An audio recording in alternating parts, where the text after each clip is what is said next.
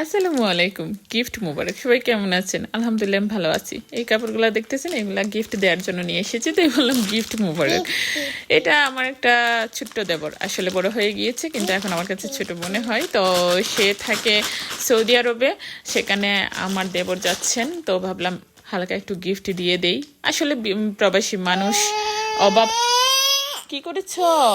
এই হচ্ছে আমার সব যন্ত্রণা। এই দেখতে পেয়েছেন, শুনতে পেয়েছেন? এইরকম একটা চুনুপুনু থাকলে কোনো কাজে শান্তি নাই গো, শান্তি নেই। শান্তির মা মরে গেছে সেই কবেই শান্তির মা জীবন থেকে মরে গেছে, চলে গিয়েছে। তো যেটা বলতেছিলাম, এই যে এই উডিটা নিলাম, আর এই যে একটা ট্রাউজার। আসলে গিফট বেশি কিছু না, ছোট্ট একটু গিফট, তবে ভালো লাগে, গিফট দিতে ভালো লাগে। উনি হচ্ছে বড় লোক মানুষ, ওনাকে কি আর আমি দেবো, আমার আর কি দেওয়ার সামর্থ্য আছে। আর এই যে সবচেয়ে বড় কথা হচ্ছে হাজবেন্ডের টাকা দিয়ে হাজবেন্ডের বাইকে গিফট দেওয়া।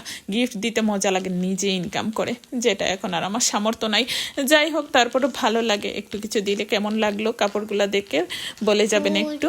আর সবাই ভালো থাকবেন। আল্লাহ হাফিজ বন্ধুরা।